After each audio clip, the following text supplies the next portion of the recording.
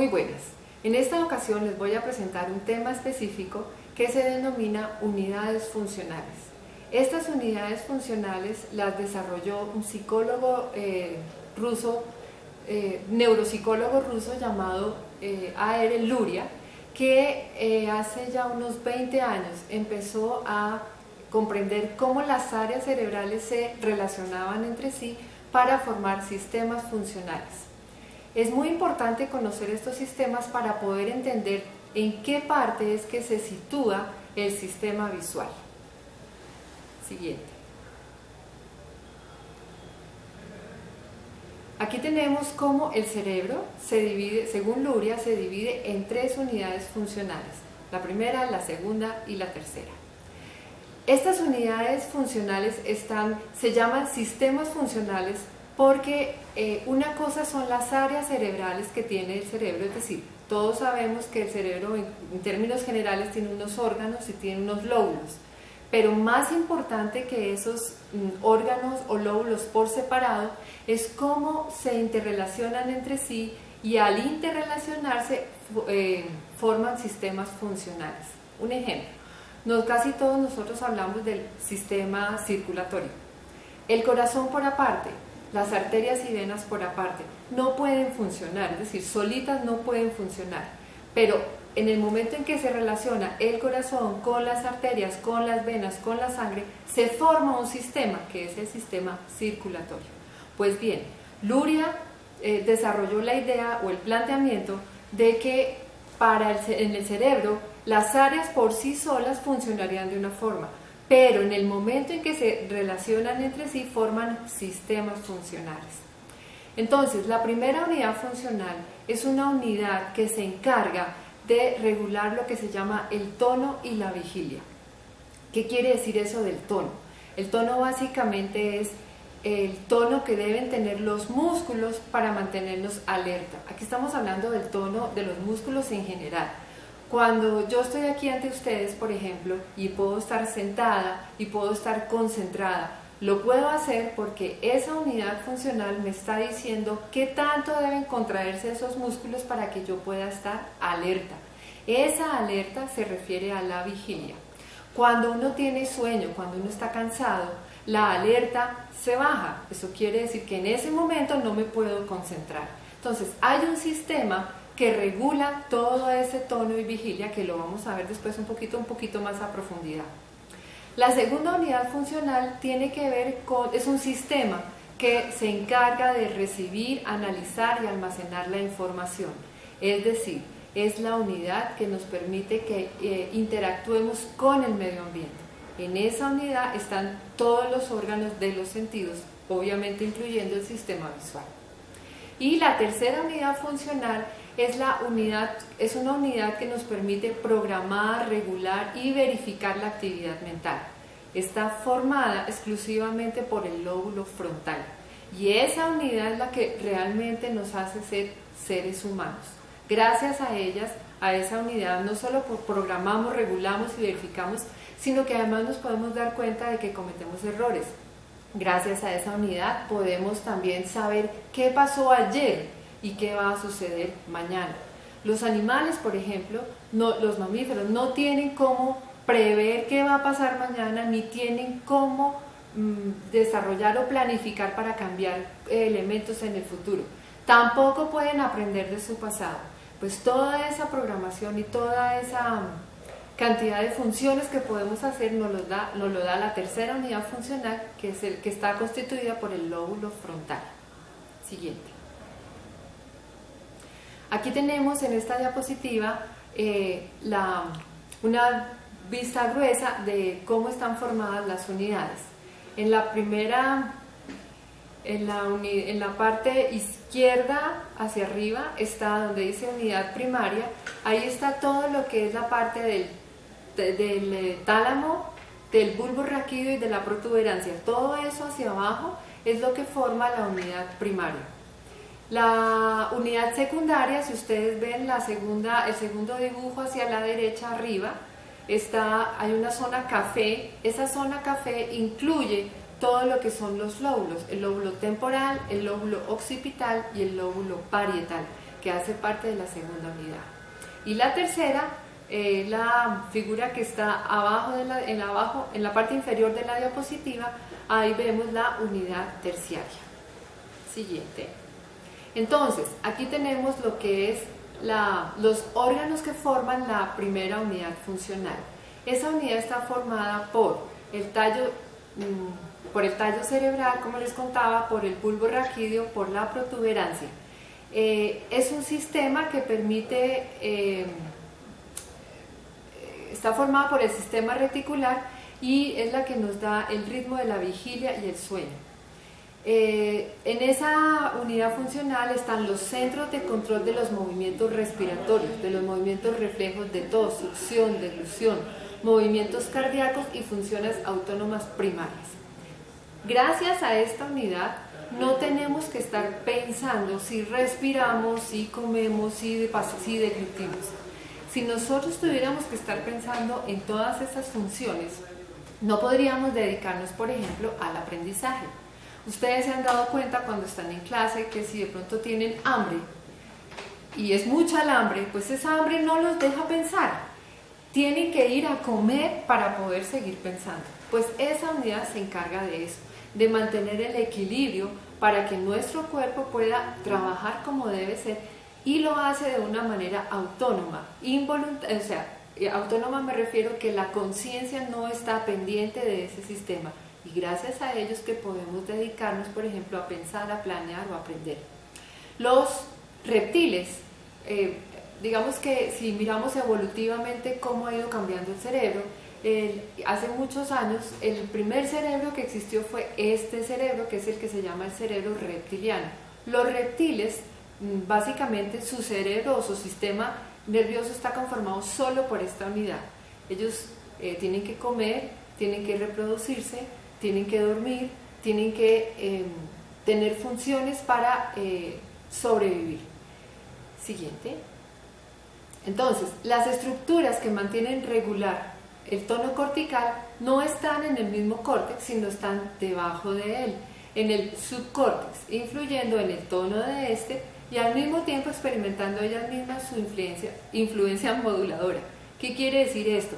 Que la corteza se encarga de influir en ese subsistema, pero a su vez ese subsistema le tiene que mandar retroalimentación a la corteza para que tenga que saber cuándo debe parar o cuándo debe funcionar. Hablamos ya antes de la formación reticular. La formación reticular es una formación especial que va dentro de todo el tallo y es la que se encarga de conectar todo ese subsistema con la corteza. Hay un sistema reticular ascendente, cuya función es activar el córtex y regular su estado de actividad, y hay un sistema reticular descendente, donde las estructuras nerviosas superiores del neocórtex pasan por el cuerpo caudado y núcleos talámicos para llegar al mesencéfalo, hipotálamo y tallo cerebral. En esta siguiente diapositiva podemos ver todas las conexiones que tiene ese tallo y cómo esas conexiones suben a través del bulbo de la protuberancia hasta la corteza, hasta todas las zonas de la corteza. Muy bien, la segunda unidad funcional entonces se localiza en las regiones laterales del neocórtex, en las superficies convexas de los hemisferios, ocupando las regiones posteriores. Aquí en la figura pueden observarla en la parte de atrás. Está la región visual, lóbulo occipital, está la región auditiva, la zona temporal, y está la sensorial general o el lóbulo parietal. Aquí en esta diapositiva tenemos, digamos, un poquitico más marcados cada uno de los lóbulos. Entonces, esta unidad secundaria consta de unas áreas primarias que son áreas de proyección, ya les voy a explicar un poquito más a profundidad qué significa eso. Están las áreas secundarias que son de proyección y asociación, y están las áreas terciarias que se llaman zonas de superposición. Entonces, las áreas un paréntesis. Aquí voy a hablar de las áreas primarias de todos los lóbulos tanto de la corteza occipital, el visual, que es el que usualmente conocemos en optometría, pero también voy a hablar de las áreas primarias del lóbulo temporal y del lóbulo parietal. En general, esas áreas primarias o de proyección del córtex son las áreas que reciben la información que mandan los órganos periféricos, es decir, los ojos, los oídos y el tacto. Esa información llega principalmente a la capa 4 de las diferentes cortezas y son neuronas con una especificidad modal alta. ¿Qué quiere decir eso? Que son neuronas que responden específicamente a ciertos estímulos. Por ejemplo, en el sistema visual, las neuronas que habría en la corteza primaria serían aquellas que responden específicamente al color, al tamaño, a la forma o al movimiento, pero no son neuronas que responden al mismo tiempo a diferentes estímulos. Por eso se habla de especificidad modal alta. Aquí tenemos en esta diapositiva todas las áreas primarias de los diferentes lóbulos. Está el área primaria visual en color rojo. Estas zonas en color rojo nos están mostrando todas las áreas primarias: la visual, la sensorial auditiva, la motora y la sensorial táctil. En la siguiente vemos entonces cómo estas áreas primarias maduran primero que las sensitivas. Ustedes, si han visto a niños chiquitos, se dan cuenta que el niño chiquito recién nacido lo que tiene es movimiento.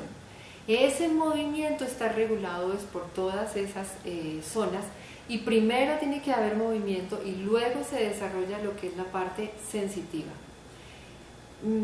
También son las que le permiten al recién nacido los movimientos reflejos y espontáneos de las extremidades, y luego se desarrolla ya la parte de sensaciones básicas: táctil, auditiva y visual. Las áreas secundarias, como lo vemos aquí en la siguiente diapositiva, se superponen sobre las primarias, y ya la información pasa de la capa 4 aferente a las capas 2 y 3 de la corteza, teniendo además neuronas que son de una especificidad una especificidad más baja, que quiere decir que pueden responder a una mayor cantidad de estímulos. En esta diapositiva vemos entonces las áreas secundarias, que son las que están en color verde. Como pueden apreciar, esas zonas secundarias, las de color verde, rodean a las áreas primarias. Y tenemos ahí, en esta diapositiva están las áreas secundarias de todos los lóbulos. Estas áreas secundarias muestran una maduración más lenta, terminan su desarrollo hacia el 5º año de vida. Y es en esta etapa donde empieza un proceso que se llama el proceso de lateralización de funciones, o la asimetría cerebral. Es decir, que tenemos dos hemisferios, pero los dos hemisferios procesan diferentes tipos de información. ¿En dónde comienza esa diferencia? En las áreas secundarias de la segunda unidad funcional. Aquí es donde también el procesamiento de la información empieza a subir de un nivel sensoriomotor a uno perceptivo-motor. Y estas áreas son fundamentales para el aprendizaje. En estas áreas es donde se comienza a transformar la información concreta a información abstracta. Y es muy importante entender esto, porque cuando uno está con los niños, de lo que se trata es de ir llevando a esos niños de procesos concretos a procesos cada vez más abstractos. En esta siguiente diapositiva vemos también, es otra toma para que tengan un poquito más claras las diferentes áreas que pueden encontrar. Y las áreas terciarias o zonas, se llaman también zonas de solapamiento de los extremos corticales de los distintos analizadores. Lo que esto quiere decir es que esas áreas terciarias están superpuestas o implican varias áreas, es decir, las áreas primarias y secundarias en cada lóbulo el área primaria y secundaria en cada lóbulo están muy reguladas y se ven específicamente en cada lóbulo, temporal, parietal y occipital. Pero estas áreas terciarias son áreas que la misma área coge zonas de los tres lóbulos. Entonces es una zona que se llama de asociación y es la zona, una de esas zonas que es la parieto-temporo-occipital, es una de las áreas de asociación que están más implicadas, por ejemplo, con el proceso de la lectoescritura. Está compuesta casi exclusivamente por células multimodales, significa que pueden responder a diferentes estímulos, llegan a las capas 2 y 3 asociativas de la corteza y por lo tanto están relacionadas por completo con la función de integrar los diferentes estímulos. Aquí tenemos en esta diapositiva vemos una imagen de las áreas terciarias. Me voy a volver un poquito para que la miren un poquito más. Ahí está el área terciaria sensorial y el área terciaria motora. En la siguiente vemos cómo estas áreas terciarias son las claves para los aprendizajes escolares, para el proceso de la lectoescritura, como les contaba, e involucra varias áreas. Aquí en esta diapositiva es donde se pueden ver mucho mejor. Está el área de asociación parieto-temporo-occipital, está el área de asociación límbica, está el área de asociación prefrontal y el área motora primaria. Aquí vemos las 4 áreas de asociación de las áreas terciarias, muy importantes todas para los aprendizajes. Entonces, la corteza de asociación parieto-temporo-occipital consta de varias áreas funcionales que están intercaladas entre las áreas somáticas visuales y auditivas de nivel superior y reciben proyecciones de ellas proporcionando enlaces que son importantes para el procesamiento de la información sensorial, la percepción y el lenguaje. Proporcionan además, esta área específicamente, la coordinación espacial para todas las partes del lado opuesto del cuerpo a través de la percepción visual, auditiva y táctil. La corteza de asociación prefrontal es un área también terciaria, pero esa la voy a profundizar más adelante cuando hablemos de la tercera unidad funcional. La corteza de asociación parietal es una área muy importante porque cuando hay déficit en estas áreas se pueden producir déficit en aprendizajes de tareas que requieren conocimiento espacial del entorno, así como un conocimiento de la posición del cuerpo en el espacio. Uno de los ítems que tanto las psicólogas como las terapeutas ocupacionales, las fonoaudiólogas toman en cuenta es que el niño haya desarrollado una imagen corporal. Esa imagen corporal se desarrolla en esta área de asociación y cuando no la tienen clara se deben buscar déficits tanto a nivel parietal como temporal como occipital o retrasos en el aprendizaje. Y la corteza de asociación límbica. El sistema límbico es un sistema que tiene que ver, que es el sistema fundamental que nos permite procesar y regular todas las emociones. Procesa entonces esta corteza de asociación ciertos tipos de memoria y aspectos emocionales y motivación de la conducta. Recibe proyecciones de todas las áreas sensoriales de nivel superior, pero además envía proyecciones a otras regiones corticales. Y esta vía es la que permite que las emociones puedan afectar nuestra planificación motora. Es decir, de acuerdo a las emociones que yo puedo estar sintiendo en un momento dado, puedo estar moviéndome o planificando los actos motores que debo hacer de acuerdo a lo que en ese momento estoy sintiendo. Y aquí tenemos en esta diapositiva un resumen de todas las áreas para que vayan teniendo, digamos, una idea mental de dónde es que están situadas y cómo se relacionan. Muy bien. Y llegamos a la tercera unidad funcional, que es una unidad, como les contaba antes, que evolutivamente es la que nos ha hecho seres humanos.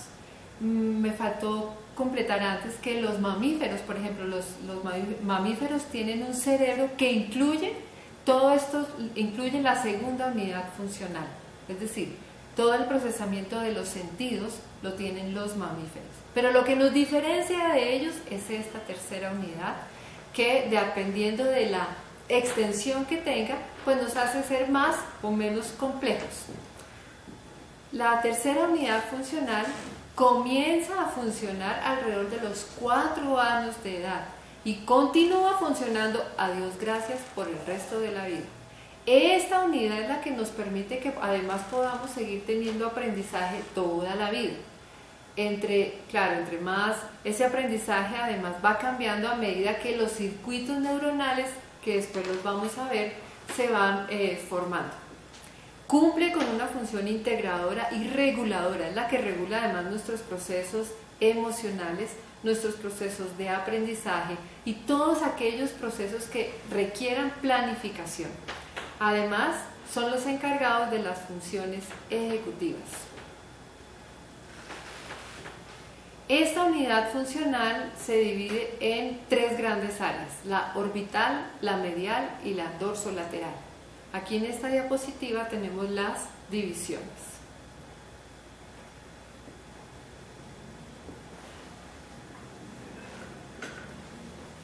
Entonces, ¿por qué son tan importantes estas regiones? Porque cada una de ellas tiene un funcionamiento específico y regula específicamente ciertos procesos. Por ejemplo, la región prefrontal del córtex tiene la corteza motora, que regula el movimiento específico de los músculos estriados de las diferentes partes del cuerpo, es decir, los movimientos voluntarios. La corteza premotora está implicada en la planeación, organización y ejecución secuencial de movimientos y acciones complejas. Estas 3 áreas involucran regiones, entre ellas una muy importante para el sistema visual, que es el campo oculomotor, el área 8 de Brodmann, que se involucra en la percepción y síntesis de la información visual compleja. Está también el área de Broca, la 44 y 45, relacionada con los aspectos más complejos del lenguaje, como es la sintaxis. Y está el área de control del movimiento complejo de las manos y de los dedos. Entonces, la región dorsolateral se relaciona con los procesos de planeación, memoria de trabajo, fluidez verbal, solución de problemas complejos, flexibilidad mental, generación de hipótesis, estrategias de trabajo, seriación y secuenciación. Esas son las que se conocen como las funciones ejecutivas. Y si uno se pone a analizarlas un poquito, se va dando cuenta que además son procesos mentales que toman tiempo en formarse, y toman tiempo porque el niño recién nacido hay que esperar que todas las conexiones se vayan dando hasta que llegan al lóbulo frontal, y después del lóbulo frontal empieza a comandar la acción para llegar y devolver las acciones que se están planteando. Las porciones más anteriores de la corteza prefrontal dorsolateral se relacionan con los procesos de metacognición, autoevaluación, cognición social y autoconocimiento. La corteza orbitofrontal se encuentra estrechamente relacionada con el sistema límbico, y su función principal es el procesamiento y regulación de emociones y estados afectivos, así como la regulación y el control de la conducta. Y para terminar, les voy a contar 3 leyes básicas que regulan toda esta unidad funcional que yo les acabo de contar. La primera se llama la ley de la estructura jerárquica de las zonas corticales. Esto lo que quiere decir es que durante la infancia, las áreas primarias del cerebro, recuerden que estábamos en la segunda unidad funcional, están las áreas primarias. Esas áreas primarias que reciben información son las que, digamos, que comandan la acción cuando el niño es pequeño, mientras que en la edad adulta son las áreas ya asociativas, es decir, las terciarias, las que cobran un mayor protagonismo. La ley de la especificidad decreciente, que se la nombré cuando hablamos de las áreas primarias, que significa que todas las áreas primarias presentan neuronas con una alta especificidad modal, que van disminuyendo hacia las áreas secundarias. Las áreas secundarias y terciarias ya no presentan esa especificidad modal, sino que esas neuronas pueden responder a mayor cantidad de estímulos.